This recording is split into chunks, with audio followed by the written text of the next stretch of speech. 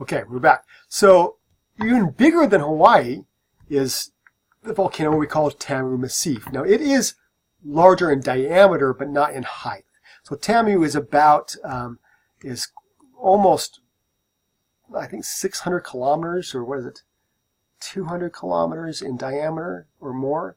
Okay. So it's a pretty big volcano, but it's just not as tall. It's underneath the ocean, and it's actually not ever reached the surface. And so this is a shield volcano as well. It just actually was determined that it was actually a volcano only a couple of years ago, about 10 years ago. Now the largest volcano in the world is actually Olympus Mons. And Olympus Mons is actually on Mars.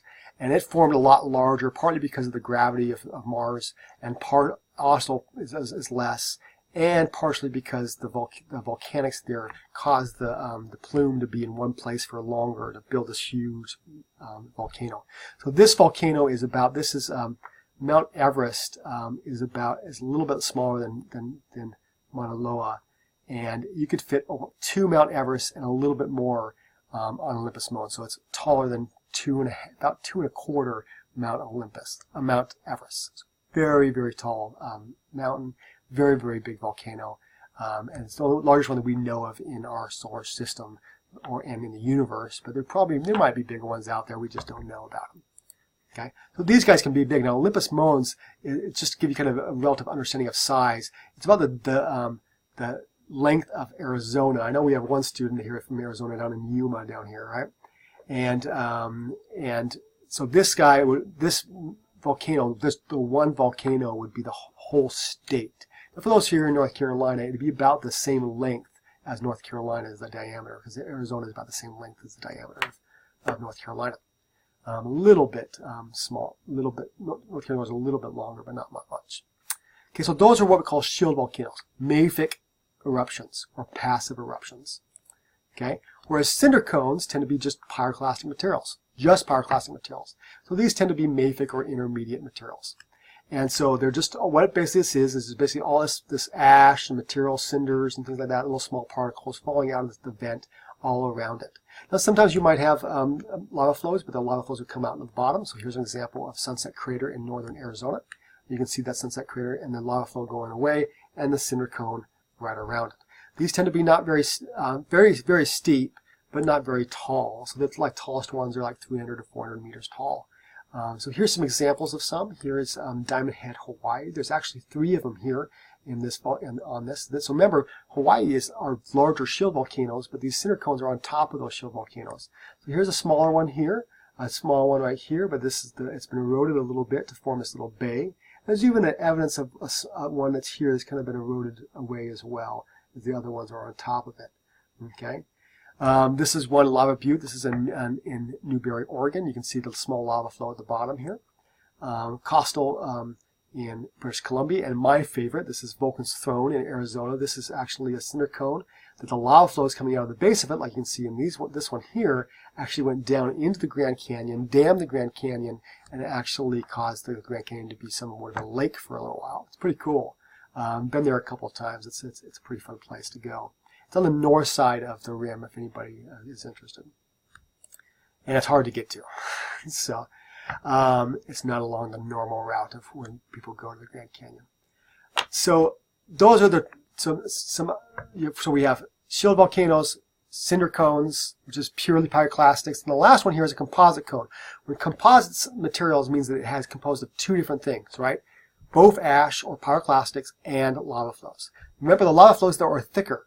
They're more intermediate or even felsic materials, okay? Because they're thicker, and so therefore they have this steeper slope. The thick material comes up, sticks to the side, doesn't go far away, so it doesn't make those shield volcanoes, and then it has small ash deposits every once in a while, and they build up, until they maybe blow their top off, like Mount St. Helens did, and then they grow back up in the hole that they actually made, right? So these ones, though, tend to be the more explosive ones. They have both lava flows and ash deposits in them. That's why they call them composite or stratovolcanoes. So here's some examples of some. Mount Merapi in Indonesia, Mount Rainier in Tacoma, Washington, Vesuvius in Naples, Italy, and I have a hard time ever saying this one, but Popocatépetl, I can't remember, in Mexico City. Now, I I showed you these on purpose, and the reason I showed you these ones on purpose, we consider these the most dangerous volcanoes in the world. They're not necessarily the most active volcanoes in the world. Remember, Hawaii has been erupting since 1980 continuously to today. But they are the most dangerous. And why we call them the most dangerous? Because notice what's around them. Each place here has high populations.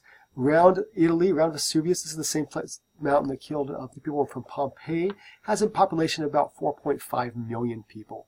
Around Mexico City, this is a population of around, if I remember right, 10 million people, if I remember right. One of the most densely populated areas in the world. And there's this large volcano outside of it. Mount Marapai, also, you can't see a lot of the population around it because this is a closer picture, but very densely populated area. And Tacoma, Washington. Now, Tacoma itself is actually built on old volcanic lahars, or volcanic deposits from Mount Rainier.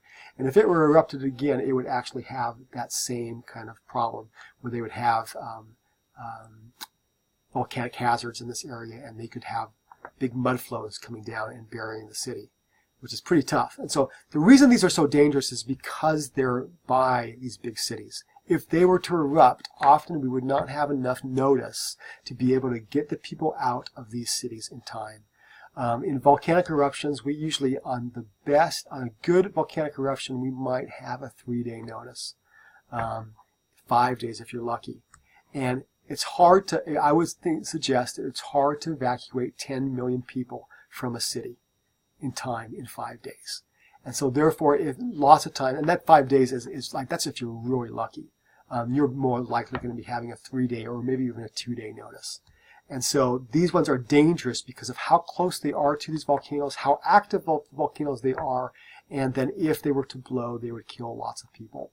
And so these would be what we call high-risk volcanoes. Another kind of volcanic feature, this is not a volcanic type, it's just a volcanic feature, and this is what we call a caldera, when you have a magma chamber itself actually collapse, forming another larger eruption. Okay, so a good example of this would be Crater Lake in Oregon. And the whole top of the mountain, which is called Mount Mazama, actually collapsed. And then slowly, over time, you have what we call these little cones and lava domes that are forming inside of the cone. You can see them. This is a digital elevation model, and you can see the material underwater actually slowly coming up. And Wizard Island, that's actually poking up out of Crater Lake, is actually a volcano that's kind of building back up. And so the cone will build back up over time, but it takes a long time to do such. And Mount Vesuvius is a good example of that, or Pompeii is a good example of that as well.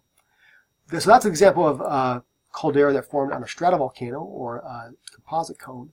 Here's an example of a caldera that formed on a shield volcano. They can form on either one.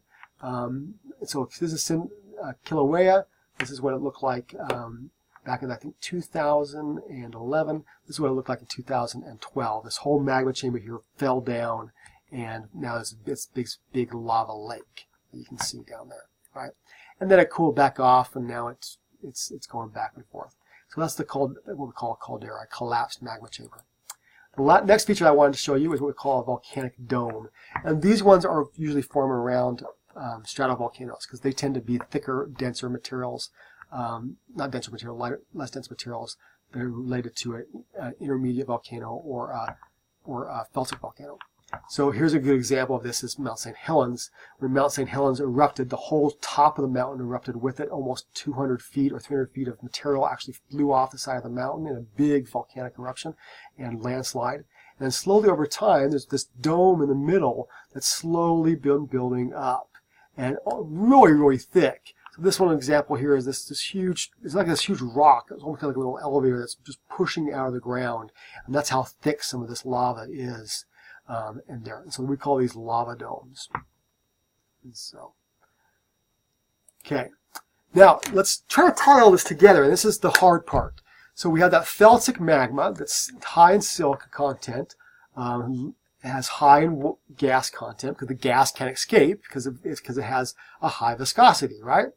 It also has a high viscosity because it has lower temperatures, but that's also because, remember, the minerals within it only cool off with those lowest temperatures, so they have high silica. They're more explosive because they have that high viscosity, and so you tend to have, if it's extrusive or extrusive volcanic rock, we call them rhyolites, or if they're purely on the felsic end, or dacite, andesite, or basalt for a mafic one, right? Remember, it goes by the composition. But if it's felsic, it's either going to be a rhyolite. And what you're going to find here, you're going to find mostly lava domes, pyroclastic deposits, okay?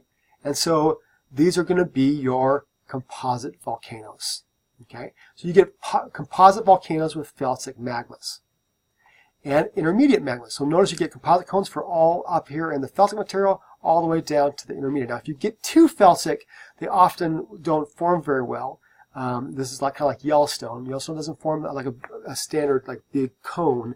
It just keeps blowing. It forms these lava domes and lava flows, and then blows up really big, and then does it again and again and again. Whereas composite volcanoes like Mount Fuji or St. Helens or something like that are these nice steep coned volcanoes. Whereas cinder cones can be more intermediate to mafic, and shield volcanoes are only mafic.